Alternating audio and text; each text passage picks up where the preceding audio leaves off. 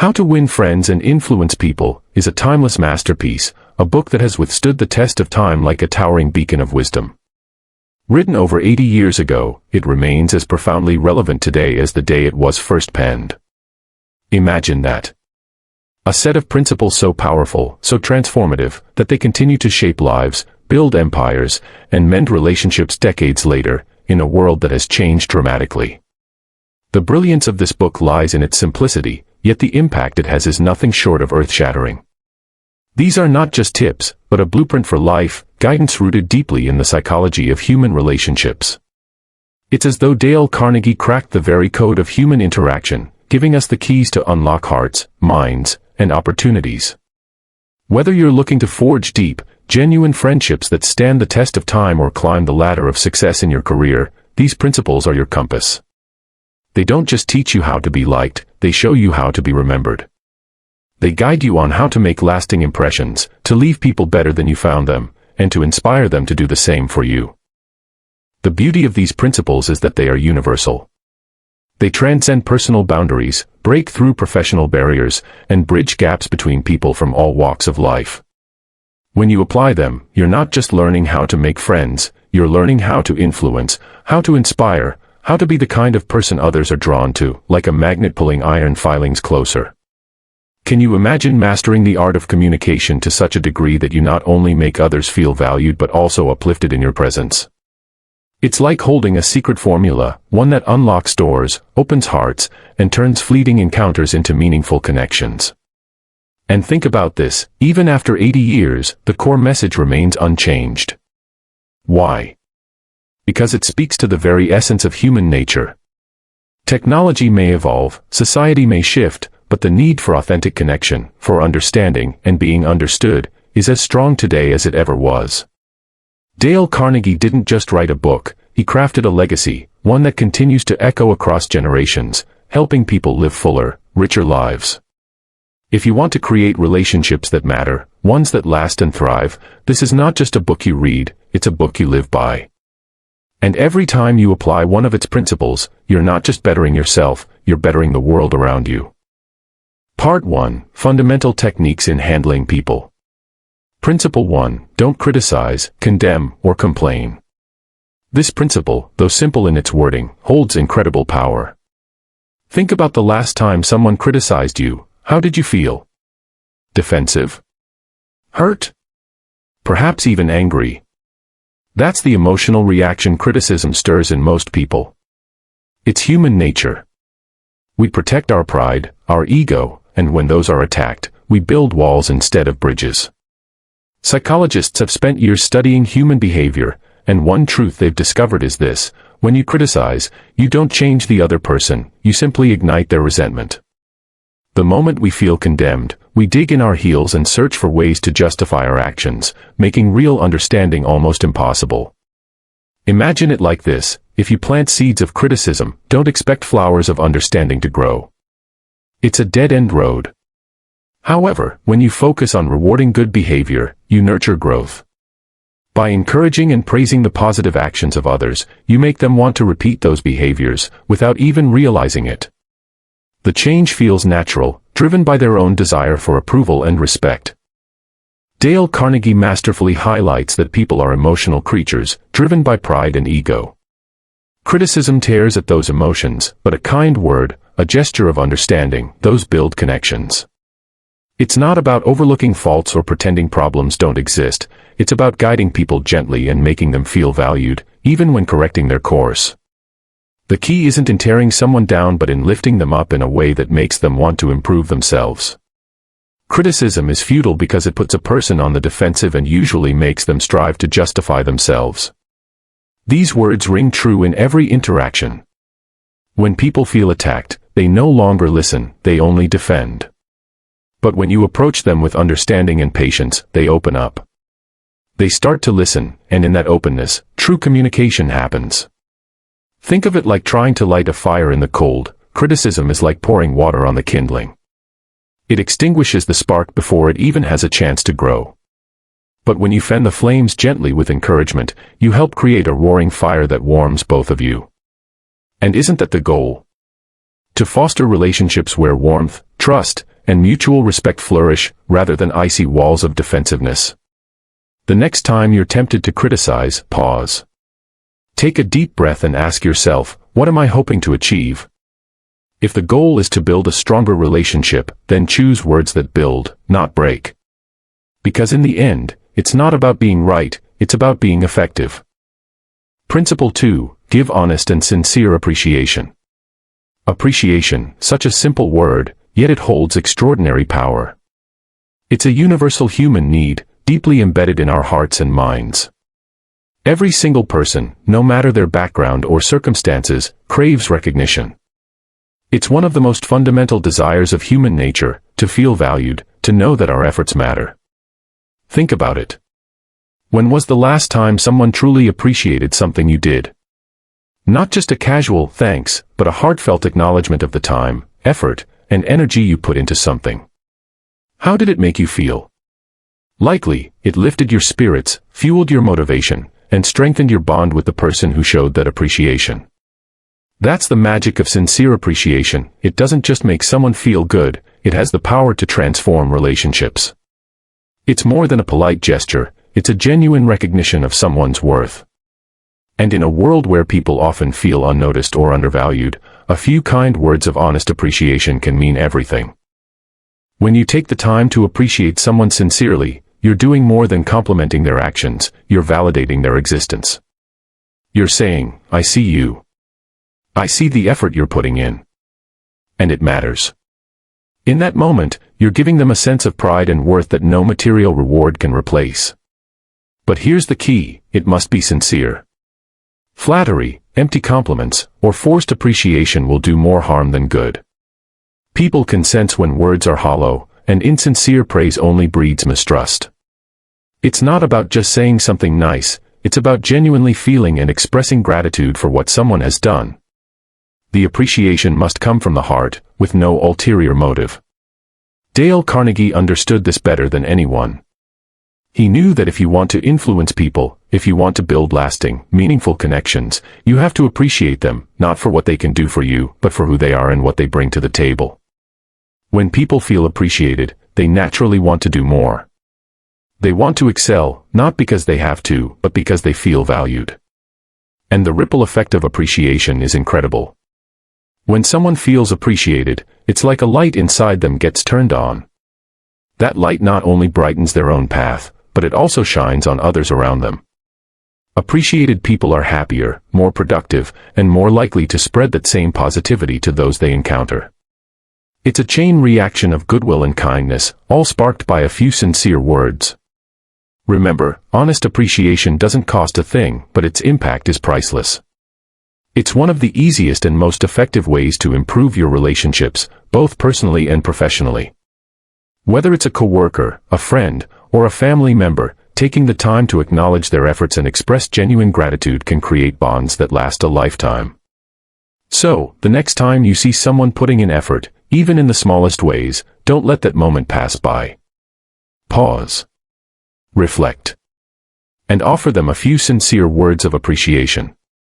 You never know, those simple words could be the spark that ignites their confidence, uplifts their day, and strengthens the connection between you two.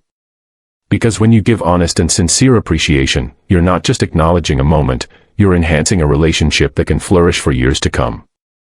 Principle 3. Arouse in the other person an eager want. This principle is like unlocking the secret door to influence. Imagine having the ability to inspire someone to not just do what you want, but to genuinely want to do it. It's not manipulation, it's about creating a bridge between your desires and theirs, and that bridge is built on understanding what truly motivates the other person. Every person is driven by something, a desire, a need, a dream that fuels their decisions and actions. If you want someone to do something for you, the key is to step out of your own perspective and dive into theirs. What matters to them? What makes their heart race? What are their ambitions, their struggles? When you understand these things, you hold the power to connect your request to their own aspirations. Think about it this way, if you ask someone to do a task purely because you want it done, it might feel like a burden to them.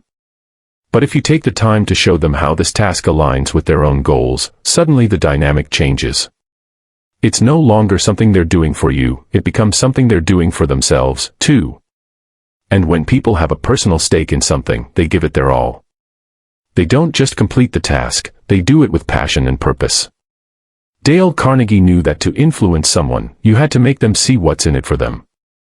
It's human nature to prioritize our own interests, so if you can link your needs to their desires, it becomes effortless. You're not pushing them to act, you're guiding them towards something they already want, even if they didn't realize it at first. For instance, if you want your coworker to take on a challenging project, don't just tell them it needs to be done. Frame it in a way that appeals to their ambition. This project could really showcase your skills and might lead to more leadership opportunities. Now, the task isn't just about helping you, it's about advancing their career. Suddenly, they're eager, not because you told them to be, but because it aligns with what they want. This principle applies to every aspect of life. Whether you're persuading your child to do their homework or motivating a team at work, it's all about understanding what drives them. Is it recognition? A sense of accomplishment? The opportunity for growth? Once you identify that core desire, you can tailor your approach to resonate with them on a deeper level. The magic of this principle is that it shifts the focus from you to them. And in that shift, something powerful happens. People start to feel seen, understood, and valued. You're not just giving them tasks, you're offering them opportunities that align with their own goals. When they see that connection, their enthusiasm skyrockets. They want to excel, not because they have to, but because they see the personal benefit. Arousing an eager want in someone isn't about trickery or manipulation, it's about empathy. It's about taking the time to genuinely understand what someone values and showing them how fulfilling your request can also fulfill their desires. When you approach people this way, you transform every interaction into a win-win situation. They get what they want, and you get what you need, and that's the foundation of successful, lasting relationships. So, the next time you want someone to do something, pause for a moment. Ask yourself, what's important to them? How can this task serve their goals as well as mine? When you find that sweet spot, you won't have to push or plead. They'll be eager to jump in, ready and motivated, because they see the personal value in what you're asking. And that, my friend, is the true art of influence. Part 2, 6 Ways to Make People Like You. Principle 1, Become genuinely interested in other people. At the core of every human interaction lies an undeniable truth: people are naturally drawn to those who show interest in them. It's a simple yet profound principle that taps into the essence of human nature. Let's face it, most of us are wrapped up in our own world, constantly thinking about our own needs, desires, and problems. But imagine, just for a moment, stepping outside of yourself and focusing entirely on someone else. Not because you have to, but because you genuinely want to know more about them. That's where real connection begins. Becoming genuinely interested in other people is like opening a door to their inner world. When you show sincere curiosity about their thoughts, passions, and experiences, you're sending a powerful message: you matter to me. And isn't that what everyone wants? To feel important, valued, and heard. People can tell when someone's interest is real versus when it's just superficial. The difference is palpable. A casual "how are you" with no real intent to listen does little to foster a connection. But when you take the time to dive deeper, to ask thoughtful questions, and to listen attentively, something magical happens. Walls come down, and trust begins to build. It's not about putting on an act or pretending to care. It's about finding the unique spark in each person and appreciating it. Every person you meet has a story, a set of experiences that shaped who they are. When you approach them with genuine interest, it's like discovering the richness of those stories. People love to talk about themselves when they feel someone is truly interested, and by giving them that opportunity, you're creating a space for a meaningful connection to form. Think of the relationships in your life that matter the most, whether they're personal or professional. How did they begin? Chances are, they didn't start with you talking about yourself the entire time. They likely grew from moments where you showed an interest in the other person, where you asked questions, listened intently, and made them feel like they were the center of your attention. Dale Carnegie understood this principle deeply. He knew that the fastest way to make someone like you isn't by impressing them with your achievements, but by making them feel valued for theirs. When you become genuinely interested in other people, you're not just making them feel good, you're creating a bond that's rooted in mutual respect and understanding. And it's not hard to do. You don't need to have deep conversations every time, but even small gestures of interest can go a long way. Ask someone about their day, their hobbies, or their opinions. Pay attention to what excites them, what they're passionate about, and follow up on it in future conversations. These little moments of interest weave together to create a strong foundation for a lasting relationship. Here's the beauty of this principle: the more you practice it, the more natural it becomes. You'll find that being genuinely interested in others not only makes them like you more but also enriches your own life. You'll learn new things, gain new perspectives, and experience the world through different lenses. So, the next time you meet someone, whether it's a new acquaintance or a longtime friend, pause and shift your focus. Instead of thinking about what you want to say next, think about what you want to learn about them.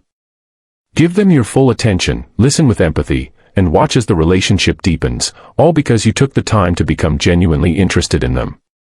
In the end, people don't just remember what you said or did, they remember how you made them feel. And when you make someone feel valued through your sincere interest, they'll remember you as someone worth knowing, someone they want to be around. That's the secret to making people like you, showing them, through your actions, that they truly matter. Principle 2, smile. A smile, a small, effortless gesture that holds an extraordinary power. We often underestimate just how impactful a simple smile can be, not only for ourselves but for those around us. Yet, it's one of the most effective tools in building connections, spreading positivity, and leaving a lasting impression. Think about the last time someone smiled at you. It might have been a stranger passing by or a friend you hadn't seen in a while. That smile likely warmed your heart, lifted your mood, and maybe even inspired you to smile back. That's the beauty of a smile: it's contagious, spreading from one person to the next, creating ripples of happiness in its wake. When we smile, it sends a signal to our brain, releasing feel-good chemicals like dopamine and serotonin. It's like giving ourselves a mini boost of happiness, and that positive energy radiates outwards. But the magic of a smile doesn't stop there. It affects everyone who sees it, even in subtle ways. Smiling lights up your face, making you appear more approachable, friendly, and confident. It's an unspoken invitation for connection, signaling to others that you're open, warm, and kind. And here's something fascinating: you don't even have to be physically present for your smile to have an impact. Dale Carnegie pointed out that even smiling while talking on the phone changes everything. Though the person on the other end can't see your face, they can hear the smile in your voice. It softens your tone, adds warmth to your words, and creates a positive atmosphere, even in conversations that aren't face-to-face. Now, imagine how powerful that is in today's world. We live in an age where so many of our interactions are digital: texts, emails, phone calls. But the simple act of smiling while communicating still makes all the difference. It changes how you come across, infusing your words with positivity and friendliness. People can feel the energy of a smile, even if they can't see it. Principle 3, remember that a person's name is to that person the sweetest and most important sound in any language. There's something truly magical about hearing your own name. It's more than just a label, it's a reflection of who you are, your identity, your history, and your sense of self-worth. Dale Carnegie understood this deeply when he said that the average person is more interested in his or her own name than in all the other names on earth put together. It's a profound truth that taps into one of the most basic yet powerful aspects of human nature. Think about it. When someone remembers your name, it feels personal. It shows that they see you, they recognize your value, and they've taken the time to remember something that's uniquely yours. It's a small gesture, but it carries immense weight. On the flip side, when someone forgets your name, it can feel like a slight, as though you don't matter enough to be remembered. It's not just a matter of etiquette, it's about making people feel important and valued. In both personal and professional relationships, remembering names is a powerful tool for building trust and rapport. When you take the time to remember someone's name, you're telling them, without saying a word, you matter. It's a way to make a connection, to show that you're genuinely interested in them as a person, not just as a passing acquaintance. People want to feel important, and their name is the most personal and intimate thing they possess. Carnegie's wisdom here applies not only to casual encounters but also to business settings. Imagine meeting a potential client for the first time. If you remember their name and use it throughout the conversation, it immediately sets a positive tone. It shows that you're paying attention, that you're engaged, and that you value the relationship. It's such a simple thing, yet it can make a world of difference in how someone perceives you. But here's the challenge: remembering names isn't always easy. We've all had that moment where someone introduces themselves, and 2 seconds later, their name is already slipping from our memory. It happens because we're often so focused on what we're going to say next or how we're coming across that we forget to truly listen. The trick is to be present, to give the person your full attention, and to make a conscious effort to connect their name with their face and personality. There are practical ways to improve your name remembering skills. When you meet someone, repeat their name back to them. Nice to meet you, Sarah. This simple act reinforces the name in your memory. You can also make associations, link their name with something memorable about them, like their job, appearance, or something they mentioned during the conversation. The more you practice, the easier it becomes, and over time, you'll develop the habit of remembering names effortlessly. It's also worth noting that spelling someone's name correctly, especially in written communication, is equally important. Misspelling a name can feel careless or disrespectful, particularly in professional settings. Taking the time to ensure you've got it right shows attention to detail and respect for the person's identity. This principle goes beyond just social niceties. It's about tapping into a deeper understanding of human psychology. People are inherently focused on themselves, their needs, their desires, their sense of importance. When you remember someone's name, you're acknowledging that you see them as an individual, not just another face in the crowd. It's a way to say, you're not just anyone. You're someone worth remembering. And the impact of this can be profound. When people feel seen and valued, they're more likely to open up, to trust you, and to feel a connection with you.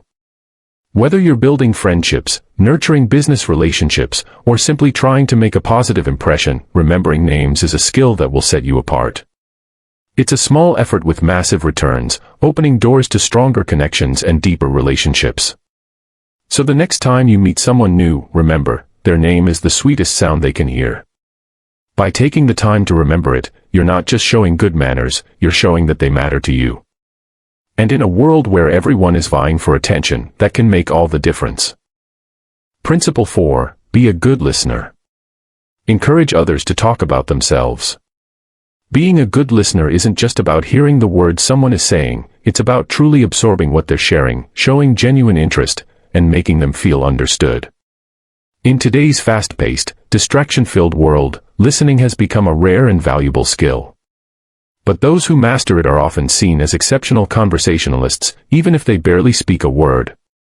Have you ever walked away from a conversation thinking, wow, they were so easy to talk to? Yet when you reflect on the exchange, you realize they barely said anything at all. That's the power of being a good listener. By allowing others the space to talk, to share their thoughts, feelings, and experiences, you make them feel important and valued. And that feeling of being heard, it's something everyone craves. When someone listens to us attentively, it makes us feel seen. It shows that our words matter, that our stories are worth hearing. Dale Carnegie understood this well. He knew that the art of listening is one of the most effective ways to build strong relationships. It's not just about waiting for your turn to speak, it's about making the other person feel like they are the only one in the room. It's about putting aside distractions, silencing your own thoughts, and giving your full attention to the person in front of you. A great rule of thumb is to aim to listen 75% of the time and talk 25% of the time. That balance allows you to focus more on what the other person is saying rather than filling the conversation with your own thoughts. When you listen more than you speak, you're giving the other person a platform to express themselves fully. And in return, you gain valuable insight into who they are, what they care about, and how they think. It takes practice, though. In a world where we're often encouraged to speak up, assert ourselves, and make our voices heard, it can be challenging to step back and just listen. But the rewards are worth it. Being a good listener sets you apart from the crowd. It makes people feel comfortable around you because they know you won't interrupt them or dismiss their ideas. It creates a safe space for open and honest communication. Principle 4. Be a good listener. Encourage others to talk about themselves. Being a good listener isn't just about hearing the words someone is saying, it's about truly absorbing what they're sharing, showing genuine interest, and making them feel understood. In today's fast-paced, distraction-filled world, listening has become a rare and valuable skill. But those who master it are often seen as exceptional conversationalists, even if they barely speak a word. Have you ever walked away from a conversation thinking, wow, they were so easy to talk to? Yet when you reflect on the exchange, you realize they barely said anything at all. That's the power of being a good listener. By allowing others the space to talk, to share their thoughts, feelings, and experiences, you make them feel important and valued. And that feeling of being heard? It's something everyone craves. When someone listens to us attentively, it makes us feel seen. It shows that our words matter, that our stories are worth hearing. Dale Carnegie understood this well. He knew that the art of listening is one of the most effective ways to build strong relationships. It's not just about waiting for your turn to speak, it's about making the other person feel like they are the only one in the room. It's about putting aside distractions, silencing your own thoughts, and giving your full attention to the person in front of you. A great rule of thumb is to aim to listen 75% of the time and talk 25% of the time. That balance allows you to focus more on what the other person is saying rather than filling the conversation with your own thoughts. When you listen more than you speak, you're giving the other person a platform to express themselves fully. And in return, you gain valuable insight into who they are, what they care about, and how they think. It takes practice, though. In a world where we're often encouraged to speak up, assert ourselves, and make our voices heard, it can be challenging to step back and just listen. But the rewards are worth it. Being a good listener sets you apart from the crowd. It makes people feel comfortable around you because they know you won't interrupt them or dismiss their ideas. It creates a safe space for open and honest communication. When you encourage others to talk about themselves, you're tapping into one of the most basic human desires, the need to be understood. People love talking about themselves. It's a subject they're intimately familiar with and passionate about. By giving them the opportunity to share their thoughts, you're not only showing interest but also building a deeper connection. And the best part? You don't have to do much except be present and attentive. But being a good listener isn't just about sitting quietly and nodding along. It's about actively engaging in the conversation.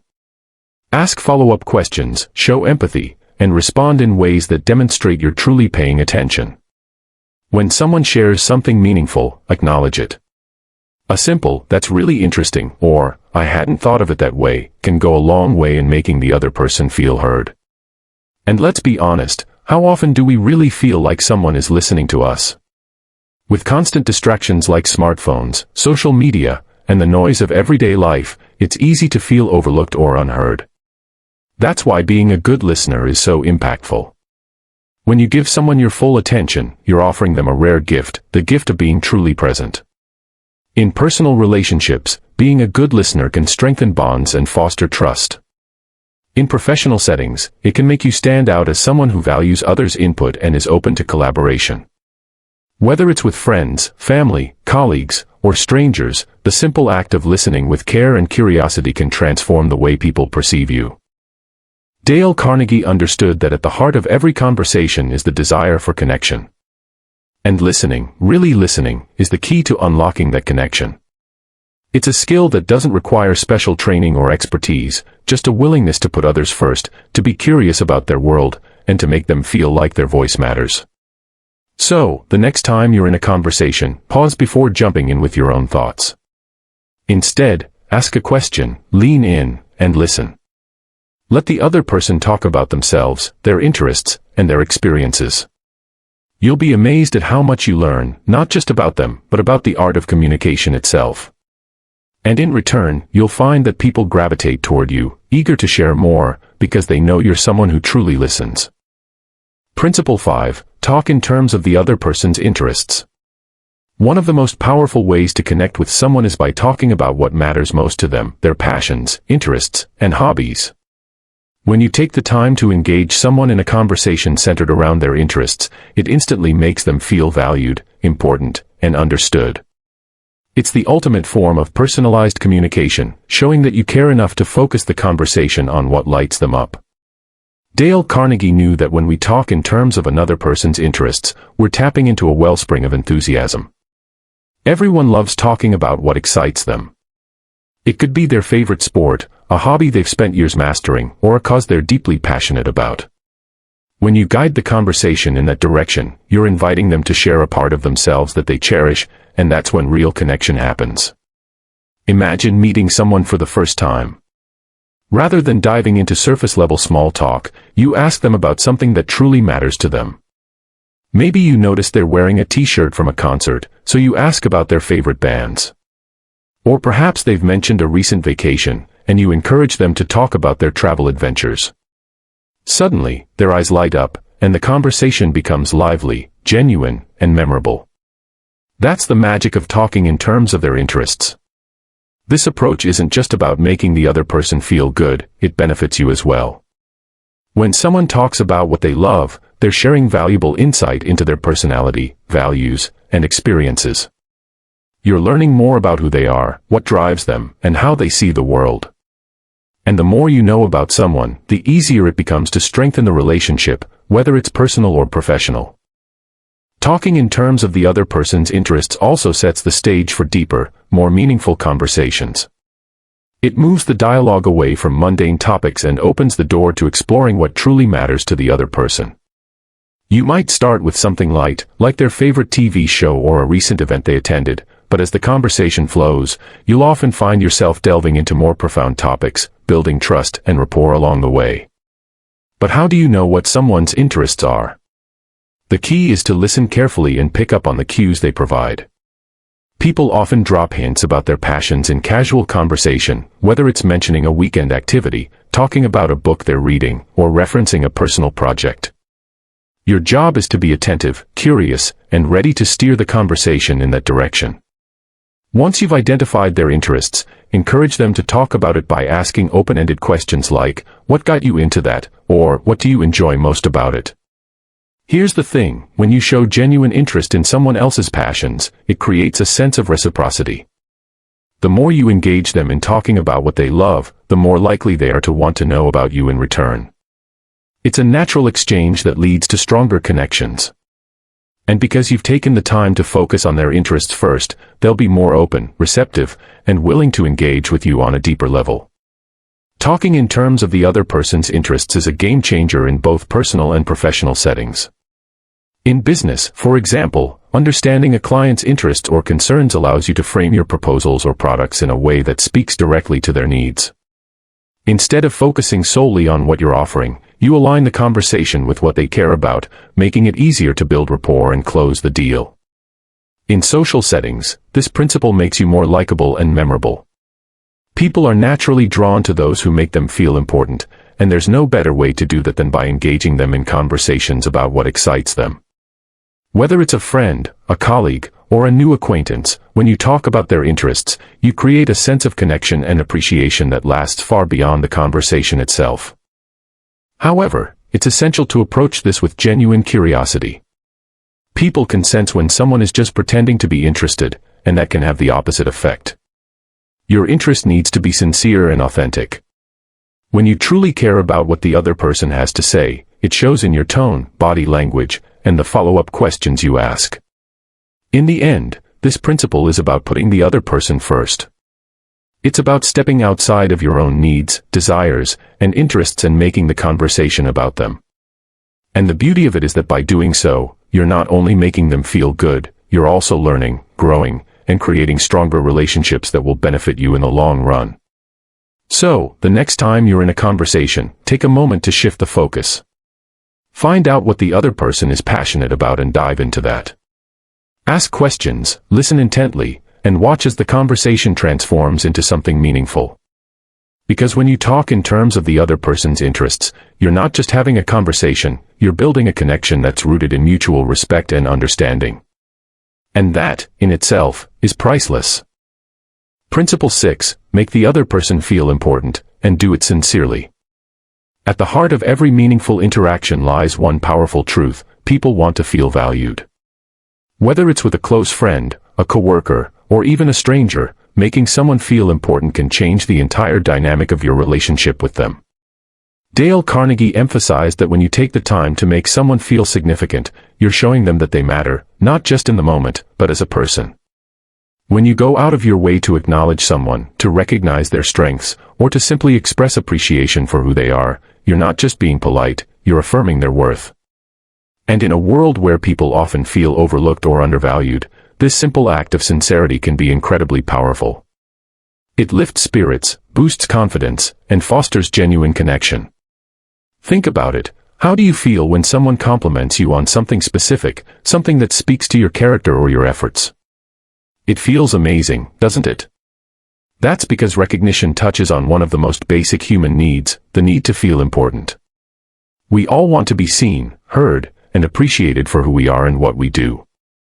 When someone takes the time to make us feel that way, it leaves a lasting impression. But here's the key, it has to be genuine.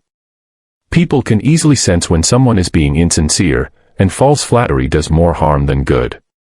Carnegie stressed the importance of sincerity in making others feel important. It's not about showering someone with empty compliments or pretending to care. It's about finding something truly meaningful to acknowledge and expressing it in a way that shows you genuinely mean it. For example, let's say you're talking to a colleague who has been working hard on a project. Instead of offering a vague, "good job," take the time to point out something specific they did well. You might say, "I was really impressed with how you handled that last-minute change. It showed great attention to detail and flexibility." That level of specificity shows that you're paying attention and that you truly value their contribution. In the end, making someone feel important isn't just about them, it's also about you. It reflects your character, your ability to empathize, and your willingness to uplift others. And in return, you'll find that people gravitate toward you because they know that when they're with you, they feel valued. It's a simple yet profound way to strengthen your relationships and leave a lasting positive impact on those around you. So, whether you're interacting with someone close to you or someone you've just met, take the time to make them feel important, and do it with sincerity. It could be as simple as acknowledging their efforts, complimenting their strengths, or showing gratitude for their presence. Whatever form it takes, this act of genuine recognition will not only brighten their day but also build a foundation of respect, trust, and connection that lasts.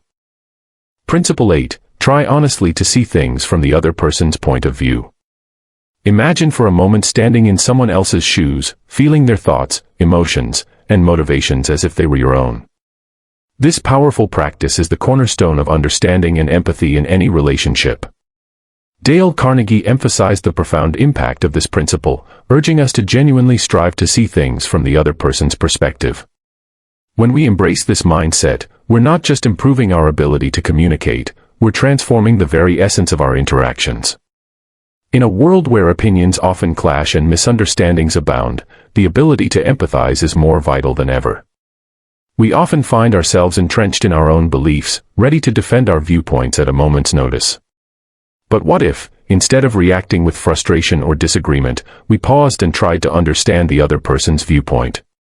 It's a shift that can lead to deeper connections, more productive conversations, and, ultimately, a more harmonious relationship. When you make a conscious effort to see things from the other person's eyes, you're doing more than just attempting to understand, you're acknowledging their feelings and experiences as valid. This simple yet profound act can diffuse tension and foster an environment of trust and openness. People can feel when someone is genuinely trying to understand them, and it creates a bond that can withstand the tests of disagreement. Think about a time when you felt misunderstood. Perhaps it was a disagreement with a friend or a conflict with a colleague. How did that make you feel? Most likely, it left you frustrated, maybe even isolated. Now, imagine how different that experience would be if the other person had taken the time to listen and empathize with your feelings. By genuinely trying to see your perspective, they could have helped to ease the tension and fostered a more constructive conversation. By engaging in this practice, you also open yourself up to new insights and understandings. Often, when we step back and consider the other person's viewpoint, we discover layers to the conversation that we may have overlooked. Their experiences, backgrounds, and emotions can shed light on their reasoning, helping us to see the bigger picture. It's an opportunity to learn and grow, not just for them, but for ourselves as well. This principle also reminds us that we are all human, grappling with our own struggles, fears, and desires. When we approach someone with the intent to understand their point of view, we're essentially acknowledging their humanity. We're saying, your feelings matter, your experiences are valid, and I want to understand where you're coming from. This level of respect can transform even the most challenging conversations into opportunities for connection and collaboration.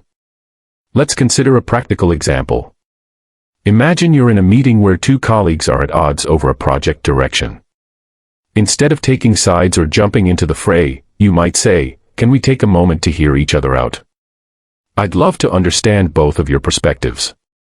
By facilitating this dialogue, you create space for empathy and understanding, and you might uncover common ground that hadn't been apparent before. It's essential to remember that this isn't just about agreement, it's about creating an environment where everyone feels heard and valued. When we practice empathy, we cultivate a culture of respect and understanding, where individuals feel safe expressing their thoughts and feelings. This, in turn, fosters collaboration and innovation, as team members feel empowered to contribute their ideas without fear of dismissal or ridicule. Ultimately, the ability to see things from another person's point of view is a transformative skill that can enhance every facet of our lives, personal, professional, and beyond. It allows us to navigate disagreements with grace, resolve conflicts with understanding, and build relationships rooted in trust and empathy.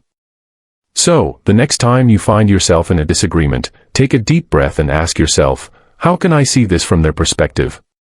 You might be surprised at the insights that emerge and the bridges that can be built. Principle 9. Be sympathetic with the other person's ideas and desires. In the intricate dance of human interaction, empathy shines as a guiding light, illuminating the path to understanding and connection. When we strive to see the world from someone else's perspective, we open the door to compassionate conversations that can bridge divides and mend misunderstandings.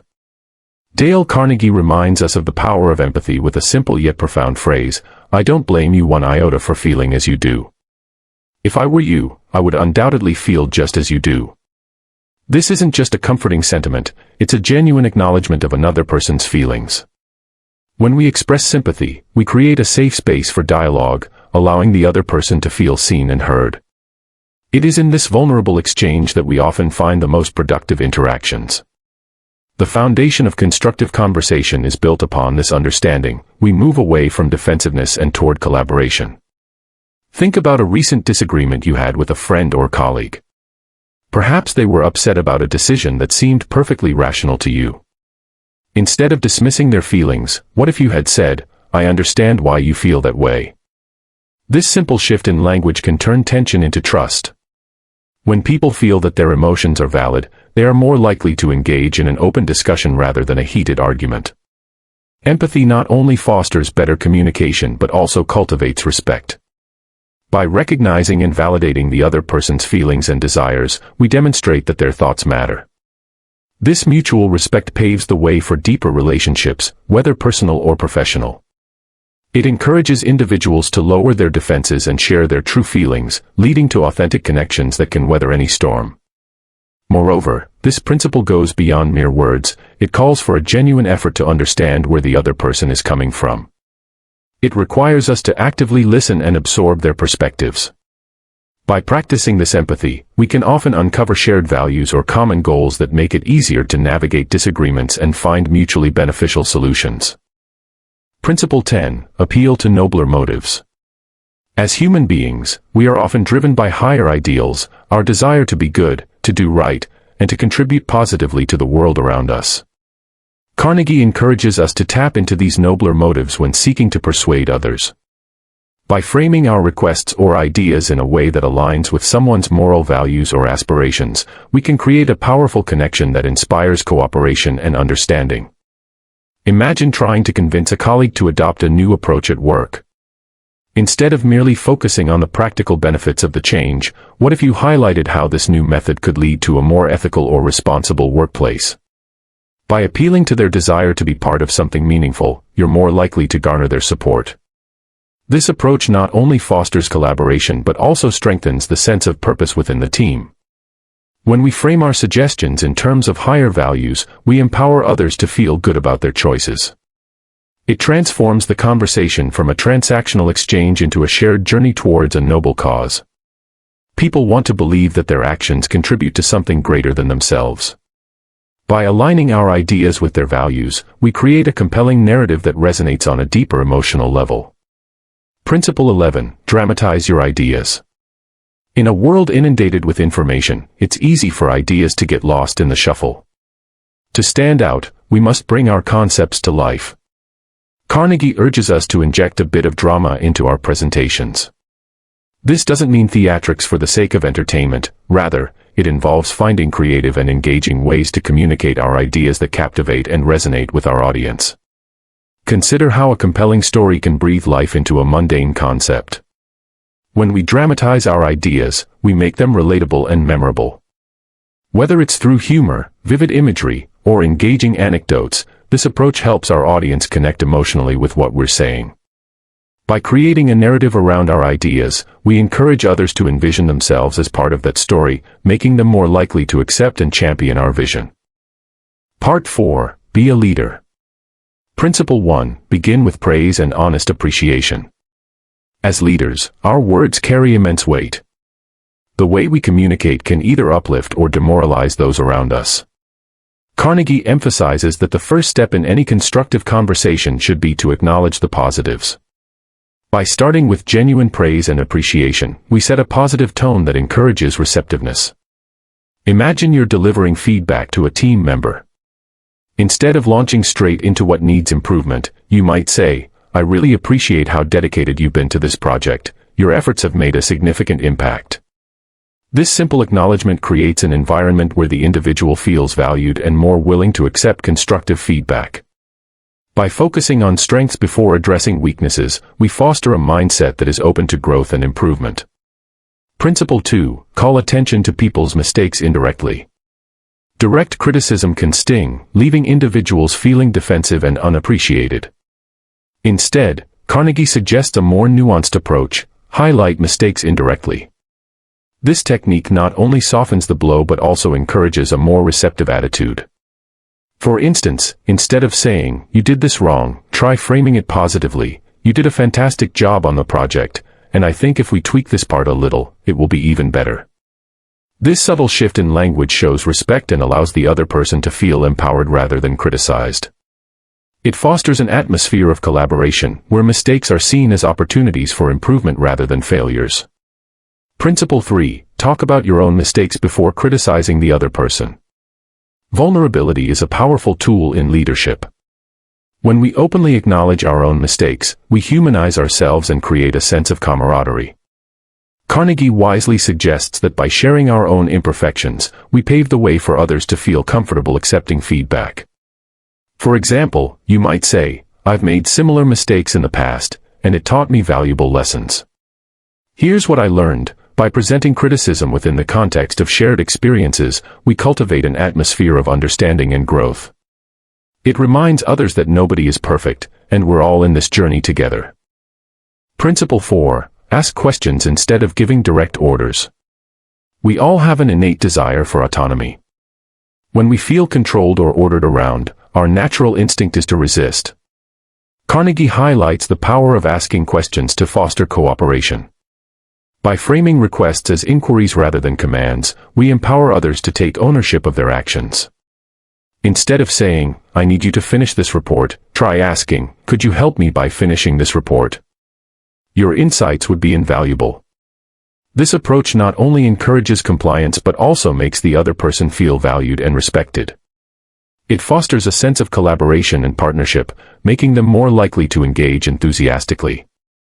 Principle 5. Let the other person save face. In our interactions, dignity is paramount. Nobody wants to feel embarrassed or humiliated, especially in front of others. Carnegie stresses the importance of delivering constructive criticism privately, allowing the other person to maintain their dignity. Consider how you would feel if you were called out publicly for a mistake. Instead, approach the person privately and offer constructive feedback in a respectful manner. This consideration not only preserves their self-esteem but also strengthens your relationship. By prioritizing their dignity, you create a safe environment for honest discussions. Principle 6. Praise the slightest improvement and praise every improvement. Imagine the joy a child feels when they take their first steps, and the parents cheer them on with enthusiasm. Carnegie encourages us to adopt this same approach in our interactions. By acknowledging even the smallest improvements, we inspire confidence and motivation. When we celebrate progress, we reinforce positive behavior. For example, if a colleague takes a step towards improvement, no matter how small, a heartfelt acknowledgement can spark a desire for continued growth. This approach cultivates a culture of encouragement, where individuals feel empowered to strive for excellence. Principle 7. Give the other person a fine reputation to live up to. Words are powerful, and they shape how we see ourselves. By praising someone publicly for their strengths or potential, we give them a reputation to uphold. This subtle yet profound technique inspires individuals to rise to the occasion and embody the qualities we recognize in them. Imagine a team member who excels at problem solving. By highlighting their abilities in front of others, you instill a sense of pride and responsibility.